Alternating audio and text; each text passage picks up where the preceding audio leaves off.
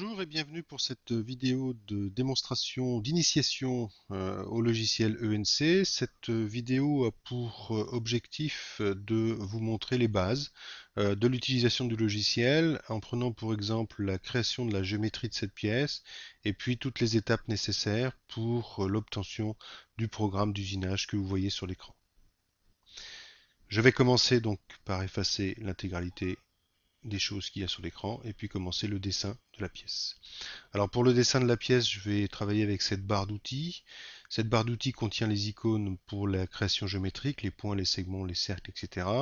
Certains de ces icônes ont un petit point rouge en bas à droite et vous pouvez cliquer sur ces icônes avec le bouton de droite de la souris pour faire apparaître une deuxième sélection de menu.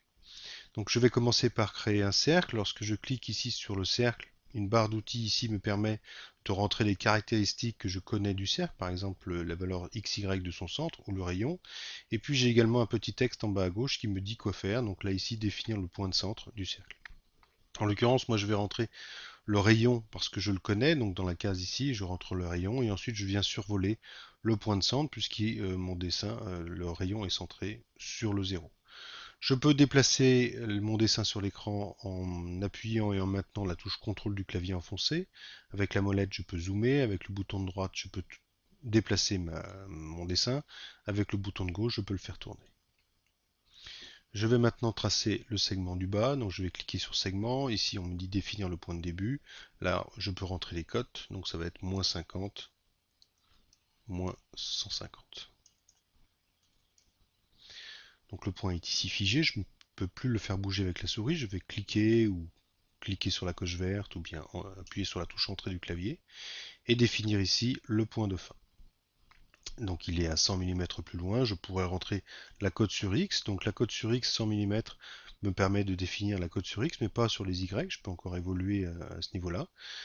Si le petit H à côté du curseur est affiché, ça garantit que mon segment est horizontal et je peux ainsi cliquer et pour avoir mon segment. Maintenant, je dois rentrer un segment avec un angle de 100 degrés. Donc, je vais ici spécifier l'angle 100 degrés et venir survoler le cercle. La même chose de l'autre côté, je pars de l'extrémité qui est reconnue automatiquement. Je vais rentrer ici l'angle 80 degrés et venir survoler le cercle. J'ai besoin ici d'enlever la portion d'arc entre les deux. Je vais cliquer sur l'icône en forme de poubelle. Si je ne fais aucune manipulation spécifique en cliquant sur l'arc, je prends l'arc complet. Lorsque je veux, c'est faire une sélection partielle et pour cela, j'appuie et je maintiens enfoncé la touche Shift du clavier lorsque je clique. Je vais valider la sélection partielle et puis rajouter maintenant des congés sur tous les éléments de ce contour. J'ai double-cliqué pour prendre la suite d'éléments et je rentre la valeur du congé.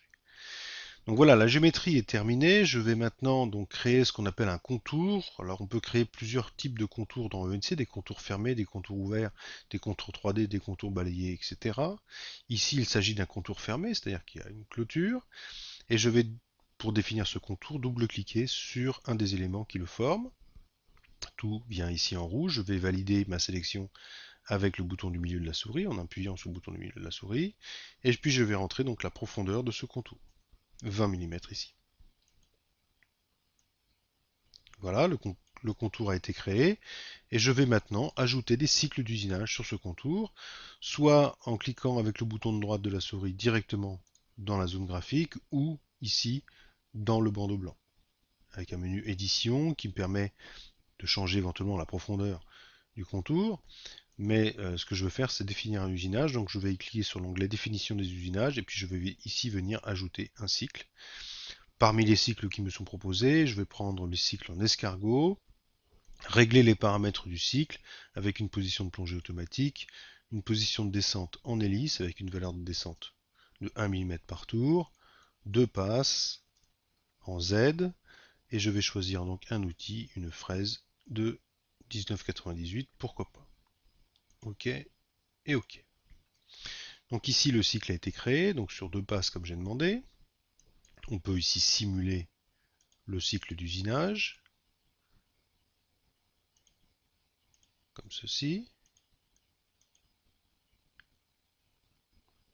Alors la simulation souvent avec l'habitude se fait principalement pour le fun parce que Comme les cycles sont créés de manière toujours similaire, on passe généralement pas notre temps à simuler. Voilà. Donc je vais rajouter maintenant la finition. Cette pièce d'ailleurs, j'ai pas mis de surépaisseur. Alors je viens ici éditer et puis corriger, mettre une surépaisseur sur le côté. Et je vais maintenant donc ajouter un cycle de finition sur ce contour. Donc édition, définition d'usinage comme j'ai fait tout à l'heure, ajouter un cycle cette fois de contournage avec un outil qui pourra être éventuellement différent. Une fraise de 10, je vais mettre un rayon d'entrée, une surlongueur d'usinage, un rayon de sortie, une surlongueur d'usinage également pour éviter la marque. Je vais demander au logiciel qu'il calcule un point de plongée à une distance de 20 mm du contour. OK et OK. Donc ici, si on zoome, on voit la petite surlongueur en fait d'usinage qui permet de rentrer à un endroit et de ressortir un petit peu plus loin et limiter ainsi la marque que provoque l'entrée de fraise sur le contour.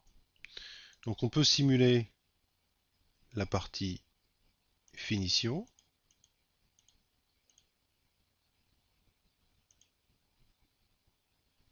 Ici. Voilà.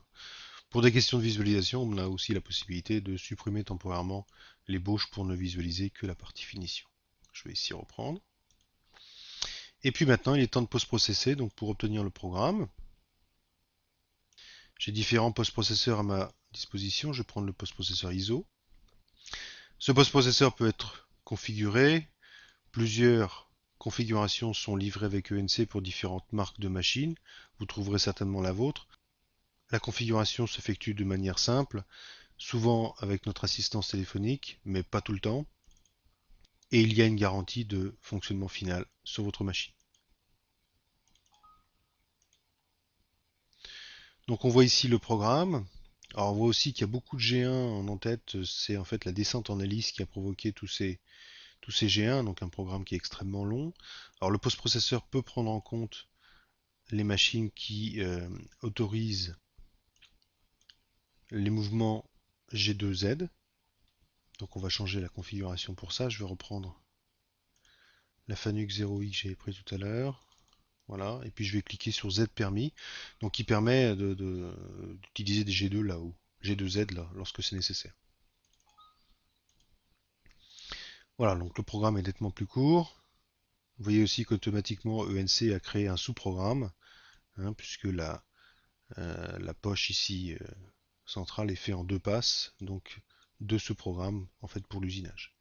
À vitesse normale, sans les explications, le tracé du dessin, la mise en place des cycles, la simulation et le traitement post-processeur m'auraient pris moins de 3 minutes. Et à vous?